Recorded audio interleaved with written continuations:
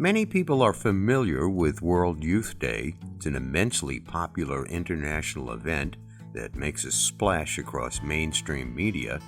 What many people don't realize is that parishes, dioceses, and archdioceses around the world embrace that concept and host small-scale events of their own. The Archdiocese of New York recently hosted New York Catholic Youth Day, encouraging young people from the 5 boroughs and beyond to get involved and take an active interest in their faith. They offered an incredible lineup of guest speakers and musical performances, and the response was astounding.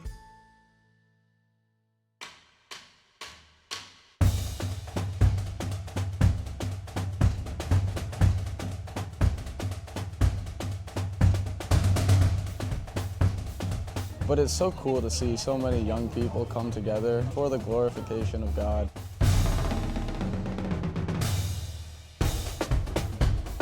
Love doesn't have a limit.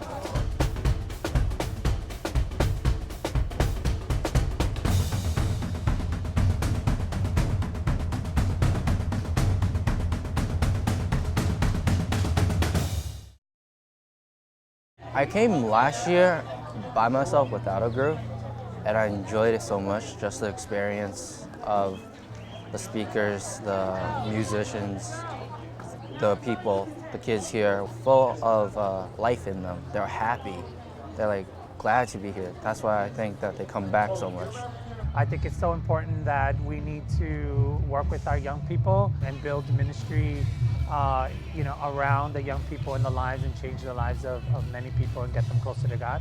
It's just, a good time to meet other young people, because a lot of times we're siloed in our own communities, and we don't realize that, that there are other youth groups in other churches that are doing the same kind of work and going through the same kind of process and going through the same struggles. And so it makes them feel that they're not alone. And that's a great, opportunity to meet other young people too. After my mom passed away, I guess I felt lost, and so when I came to the church, they took me in and they helped me get through it. And I guess ever since that, I've always been very close to them. Wayne, our leader of the group, said that it'll probably I'll get something out of it that'll help me whatever I'm dealing with, since there's other people that is gonna be talking and stuff. So I was really looking forward to coming. It brings you closer to God in a sense, in a different way than it would if you just regularly go to church. It's a more intimate approach, and you have really awesome guest speakers. So I look forward to them and the performances. It makes it more lively and fun.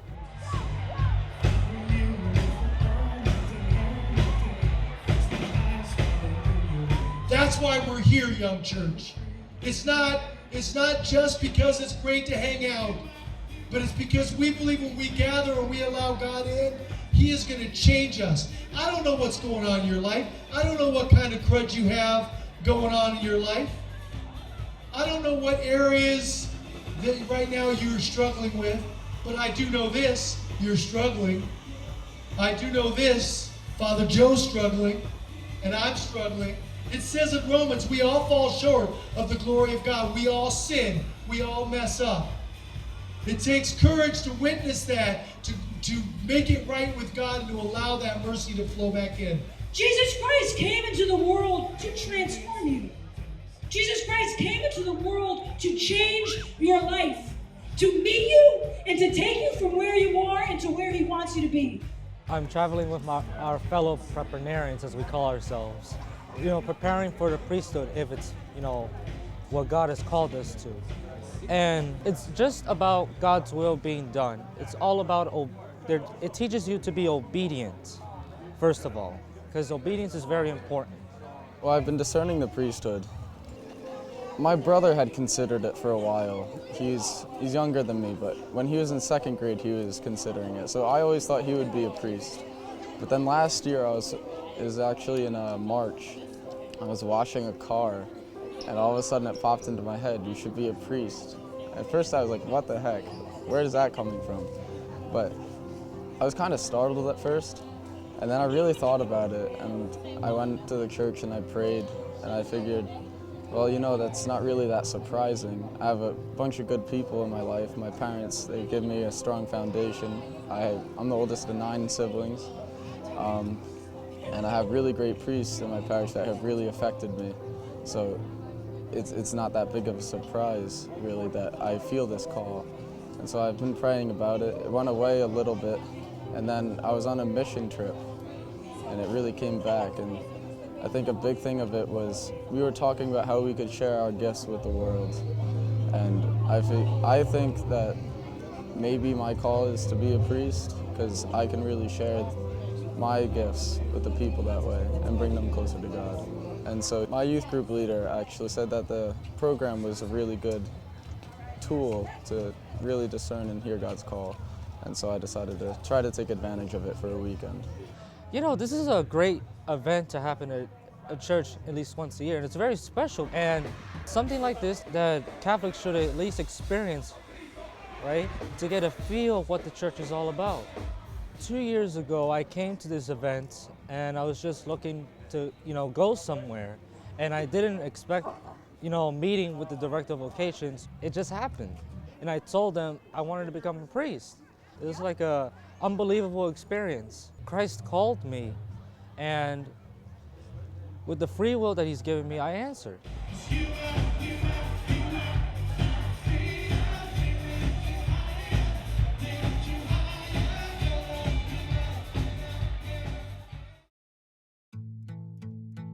Events like World Youth Day and New York Catholic Youth Day are filled with moments that have the potential to become lifelong memories. Each person will have a different moment that stands out to them. A speaker who touched their hearts, or a performer that they genuinely enjoyed, but ultimately everyone walks away with a special memory. I look forward to Father Joe. Definitely, hands off, Father Joe. He's a really cool person to talk to, and he raps. He's a rapping priest. Not many priests rap or do anything, so he's cool. Yeah, I think I have to agree with Alyssa, Father Joe, because he's a rapping priest. I think he's really, really cool, and I would love to see him.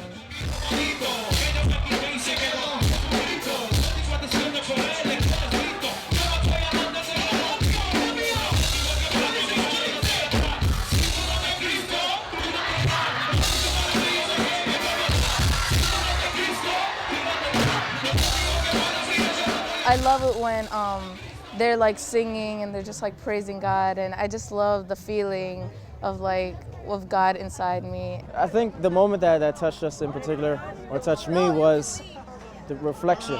So when we were all just sitting and reflecting and talking about things that they wanted to get out of the day. A lot of the kids were praying for their family and friends. A lot of them have stuff going on. One girl just lost a family member yesterday. And so for her to not be there with her family and to want to be here instead, it just says a lot about her faith and about her prayer life. She's somebody that if she didn't come, a lot of the kids wouldn't have come. And so she wanted to be here because she wanted the other 9 girls to come as well. So it's a strength in numbers. So we're all here for her, and she's here for us and everybody else. We spoke about what really touched us about the first speaker who came out, and how he told us about his family and all his struggles, and how he is where he needed to be today. And we just spoke about how it affected us, and what we either what we want to pray for, or what we want to appreciate more. I said that I want to appreciate my family more, because he spoke about his father, and I lost my father myself. So I just want to have more time with my family, because one day we're here and one day we're not. So. But see, my dad and I had no relationship. So for the next 6 months, I didn't see him hardly at all. Till one day I went over to his house.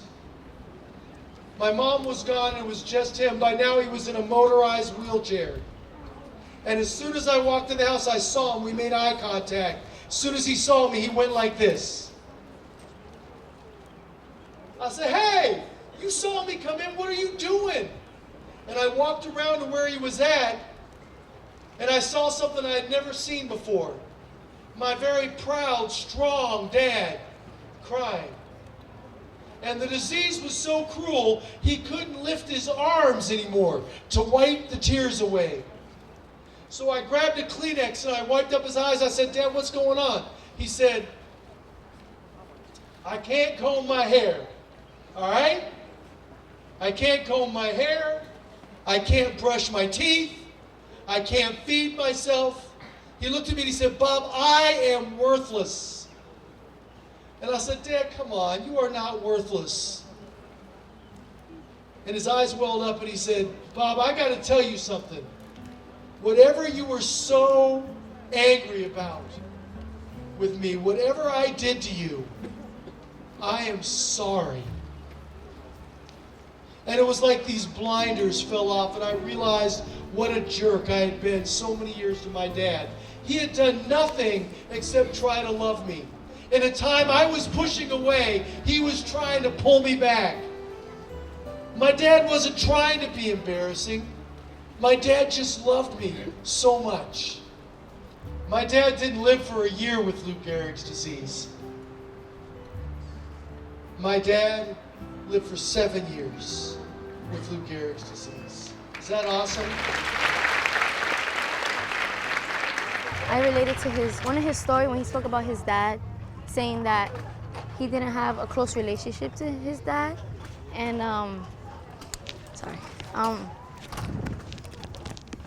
I feel the same way with my dad, but because I don't have a close relationship with him, but I really love him, but he doesn't really, show up. So that stood out to me most. I really like the Mass. When the Cardinal came from Mass. And when I got to shake his hand, it was special. The climax of World Youth Day is the overnight vigil and closing Mass with the Pope. Millions gather to share in the celebration. And though the crowd at New York Catholic Youth Day didn't quite number in the millions, Cardinal Dolan was no less captivating to his audience, and his message no less memorable. 3 Sundays ago, I had Mass not here in New York, but I had Mass in Iraq. Iraq isn't the kind of place you go on vacation, is it? You know Iraq's in big trouble. There's violence. There's destruction. There are terrorists there. And they said to our Christian people, well, look, here's your choices. You can deny your faith in Jesus Christ, and you can stay here. Or you can get out of here. Or you can stay and pay us a big bribe, or we'll cut your heads off, all right? So 100,000 of them left. But anyway, we went to visit this school. Here's the story I wanted to tell you. Here were like 400 or 500 kids who, my oh my, they had to leave their homes, they had to leave everything behind. And we were really moved to meet this beautiful young French woman. She had come from France to volunteer to work with these refugees. She had learned the language. And we asked her, well, what do you do? What do you teach? Do you teach geography? Do you teach literature? Do you teach history? Do you teach math? Do you teach computers? She said, no. She said, more important. She said, every day I bring each class to our little chapel. And she showed us where it is. And the chapel was maybe about a third of the size of the platform here. She said, every day I bring each class for about 15 minutes to chapel. Jesus was there in the Blessed Sacrament, the Holy Eucharist. And she said, I just sit with the children and I teach them to pray. I teach them to pray. And my first lesson is to teach them that God lives in their heart and soul. That they have the life of Jesus within them. Thanks to her, and thanks to that lesson, these kids 14 months ago came and we couldn't get them to stop crying. Now, we can't get them to stop smiling. She taught them to smile and have hope because she told them that they had the life of God, grace within them, and that they could pray and talk to this God whenever they wanted. Jesus, she didn't make that up. She knew what Jesus taught us this evening. My Father and I will come and make our home with you. When we think of that, everybody, about all I can say is, praise be Jesus Christ, now and forever. I really liked the Mass and how everything went, and especially towards the end when he started asking like if you wanted to be a sister or a priest. I found it really interesting to see how many people went up. If you are a young woman who's here, who may be thinking about the call to becoming a religious sister, to becoming a consecrated woman, okay? I'm going to invite you young women to please step forward. Come forward. Do not be afraid. Do not be afraid. Now, I would invite all of those young men who are here, who are thinking about considering the call to the priesthood. I would invite you guys to come forward.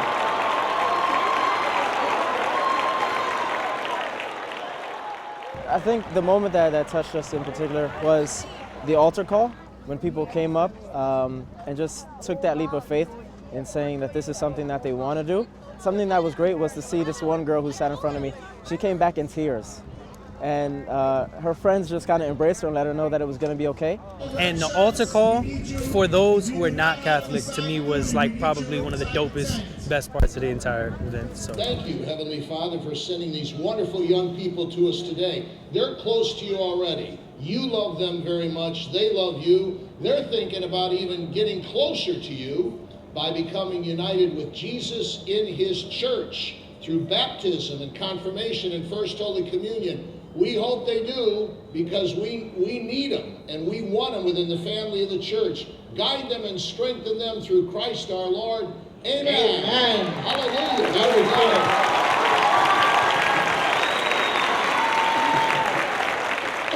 One more call. Would all those priests who would like to be a bishop please come forward?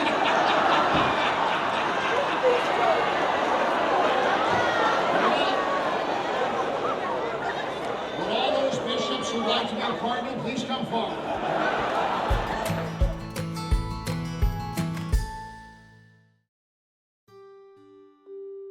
Pope Francis is already well known for spreading the message of mercy through the Catholic Church and throughout the world. This year's World Youth Day is centered around the Beatitude, "Blessed are the merciful, for they will be shown mercy." Likewise, the theme for this year's local event was Witness Mercy. Every day we witness God's mercy in our lives, and every day we are called to be a witness of mercy in the world. We just spoke about mercy last night for one of our meetings, and we were talking about how in order to show mercy, it's like forgiving, you're unshackling yourself from chains. So you forgive a person not necessarily for that person, but for yourself. It frees you from a burden that only you're carrying. And it's also, if you're in like a rut or something, mercy, you want someone to help you out, so why not go help other people who are in need? Show them an act of mercy and bring them closer to God too. Because at the end of the day, we all want to feel loved. We've been learning about mercy, and I'm usually not a person to show mercy, but now I'm starting to really open up and really start to understand what mercy really means and how I can show mercy. I'm really not the type of person to give anyone kind of like mercy. I don't forgive that easily, so I'm really just hoping that this event helps me give mercy to people. When we get them involved in this, we see that our young people are constantly, they become more proactive.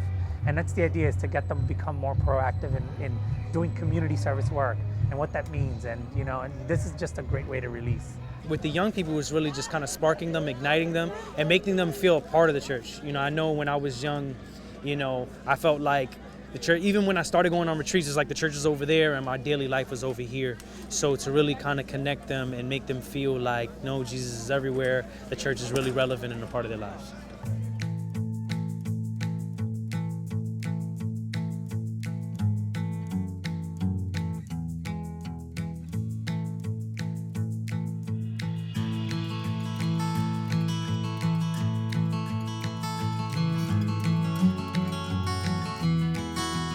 I am going to World Youth Day. We've read a couple books on John Paul II, but then we've also had fundraisers. We had a Zeppeli stand, we made a lot of money. And then there was one fundraiser that we did that was kind of unconventional. We had a coin drop.